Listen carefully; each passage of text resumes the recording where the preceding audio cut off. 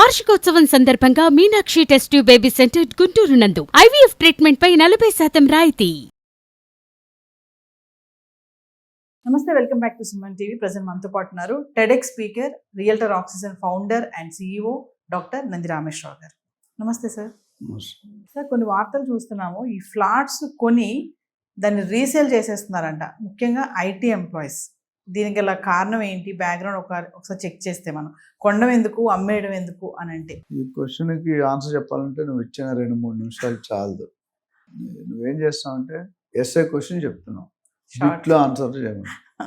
So ఇది 2 విధాలుగా చెప్తానమ్మా. ఒకటి, ఫస్ట్ హౌస్ కొన్న తర్వాత మనకి ఇంకా స్పేర్ డబ్బులు వచ్చి, బోనస్ వచ్చి, అత్తగారు మామగారు కట్నం ఇచ్చి, ఇలాంటి సందర్భాల్లో మనం ఆ డబ్బు ఉంటుంది ఒకటి. ఇంట్లో పెట్టుకుంటే ఇంట్రెస్ట్ రాదని మన అందరికీ తెలుసు.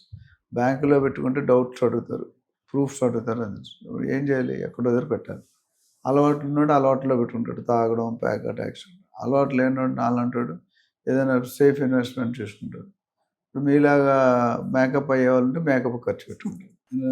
ఎందుకు చెప్తానంటే, ఒకప్పుడు రెంట్కి ఇవ్వాల్సిన అవసరం, అంటే స్పేర్ మనీ ఉంది, ఇల్లు కొనుక్కొని ఎంతో కొంత బ్యాంక్ రేటు మీద ఇంట్రెస్ట్ వస్తే, ఎక్కువ వస్తే కొనుక్కునేవారు. ఇప్పుడు ఆ పరిస్థితి లేదు. అది ఒకప్పుడు పరిస్థితి, అది ఏ జమానమే థా. ఇప్పుడు అమ్ముకోవడానికి ఫోర్స్ అవుతున్నారు. They are compulsory. ఎందుకు కొనుక్కునేది ఒక ఉద్దేశంలో కొనుక్కున్నారు. ఆ రెంట్ వస్తుంది, రెంట్ మీద ఈఎంఐ ఆ రెంట్ కట్టే బదులు ఈఎంఐ కట్టేస్తే బెటర్. అది ఎప్పుడు వీళ్ళు కంఫర్ట్గా మంచి జాబ్లో ఉండి మంచి జీతం తీసుకొని మంచి జీతం సంపాదించేవాళ్ళు. ఇప్పుడు ఏమైంది, ఫస్ట్ హౌస్ లగ్జరీగా కొనుక్కున్నారు, ఒక 2 లక్షలు ఈఎంఐ కడుతున్నారు. 5 లక్షలు శాలరీ అంటే 1,50,000 కట్టవచ్చు. మనం ఏమనుకున్నాం, ఈఎంఐలు ఎంత ఉండాలి, 40%.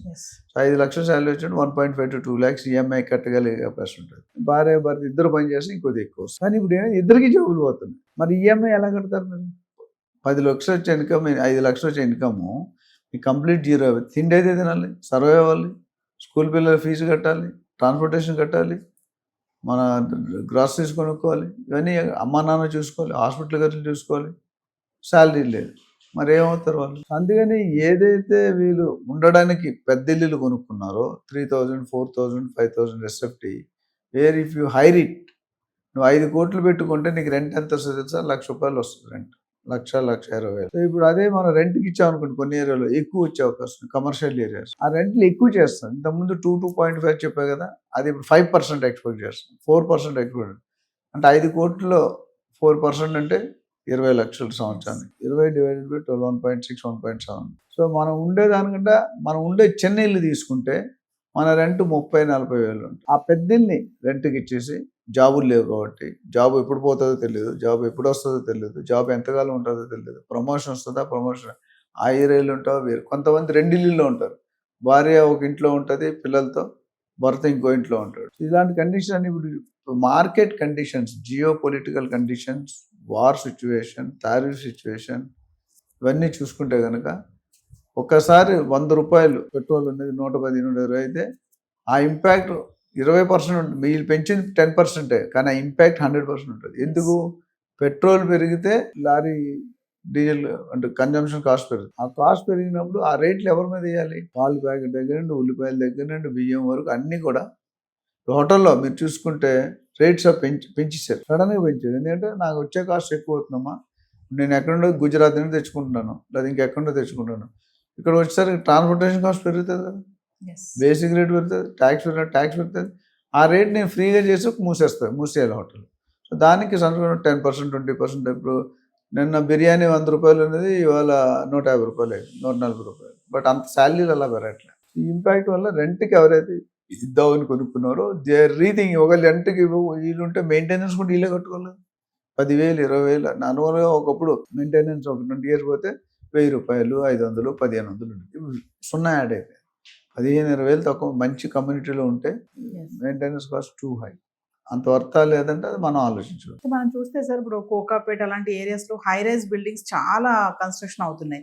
అందులో దాదాపు 1000 నుంచి 2,000 వరకు ఫ్లాట్స్ ఉంటాయి. మరి ఎన్ని ఫిల్అప్ అవుతున్నాయి, ఎన్ని ఖాళీ ఉంటున్నాయి అని అంటే?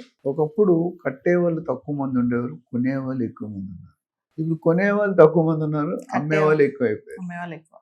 ఆ గ్యాప్ వల్ల ఈ స్కేర్సిటీ. ఇప్పుడు బిల్డ్ చేస్తున్నారు, ఉద్దేశంతో.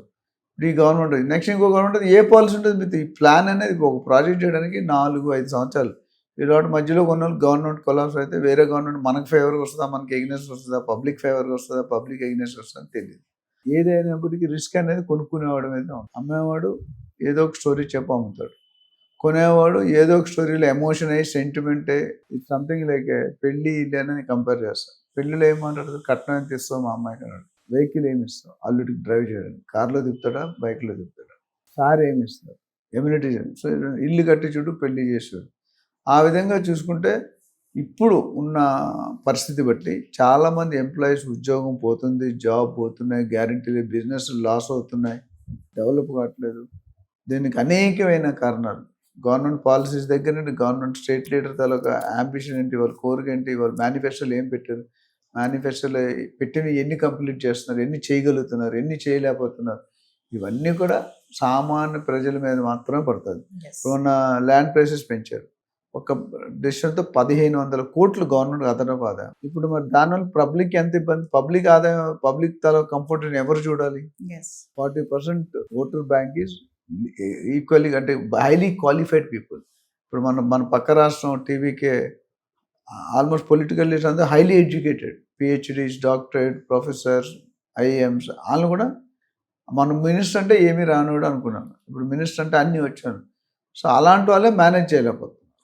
సో మన దగ్గర మేనేజ్ చేయడం చాలా కష్టం. ఓవరాల్గా మనిషికి ఇన్కమ్ బయట నుండి మన సిటీకి హైదరాబాద్ కానీ అమరావతి కానీ ఏ సిటీ తీసుకున్నా ఎఫ్డిఐస్ రావాలి. ఎఫ్డిఐస్ అంటే ఫారెన్ డైరెక్ట్ ఇన్వెస్ట్మెంట్. వాళ్ళు వస్తే గవర్నమెంట్ కొన్ని సబ్సిడీలతో ఇండస్ట్రీ పర్మిషన్ ఇస్తారు. చంద్రబాబు గారు అదే చేస్తున్నారు, రేవంత్ రెడ్డి గారు అదే, చాలామంది సీఎం డబ్బులు కావాలంటే మోడీ గారు కూడా అదే చేస్తారు. సో ఫారినర్స్ పిలిచి మనం ల్యాండ్ డెలిగేట్ చేసి 99 years లీజ్లో ఇండస్ట్రీ పెడితే కొన్ని వేల ఎంప్లాయ్మెంట్ ఒక్కొక్క కంపెనీకి వస్తుంది. డేటా సెంటర్స్ మనం మాట్లాడుతున్నాం. నిన్న మొన్న కూడా ఏదో బిల్డింగ్ ఓపెన్ చేశారు రేవంత్ రెడ్డి గారు. ఇవన్నీ వల్ల ఏమవుతుంది, ఎంప్లాయ్మెంట్ వస్తుంది. ఎంప్లాయ్మెంట్ ఏమవుతుంది, శాలరీస్ వస్తాయి. శాలరీస్ వస్తే ఏమవుతుంది, కొన్ని కెపాసిటీ, కొన్ని కాబట్టి జీడిపి పెరుగుతుంది. సో ఇదంతా కూడా ఒక ప్రాసెస్, ఎకనామికల్ కండిషన్. సో ఇవన్నీ చేయాలనుకుంటే స్థిరత్వం ఉండాలి. Whenever there is uncertainty, instability ఉందంటే మీరు ఇబ్బంది పడతారు. ఆ సిచ్యువేషన్ మనం రావాలని కోరుకుందాం. Some improvements are definitely happening. ఇంకా కొన్ని ఇంప్రూవ్ అవ్వడానికి, కొన్ని థింగ్స్ ఐటమ్స్ ఇంప్రూవ్ అవ్వాల్సిన బాధ్యత ఉంది. ఎప్పుడైతే మనిషి కామన్ మ్యాన్కి స్టేబుల్ ఇన్కమ్ ఉంటుందో ఆ సిటీ కానీ ఆ రాష్ట్రం కానీ జీడిపి బాగుంటుంది. అది ఎరగాలంటే government has to support the industry has support employment. So buyer generate అవుతారు, కొనుక్కునే వాళ్ళు ఉంటే కొద్ది లావాదేవీలు, ట్రేడింగ్ జరిగితే కొనడం అమ్మడం, కొంత మనీ జనరేట్ అవుతుంది. Thank you sir.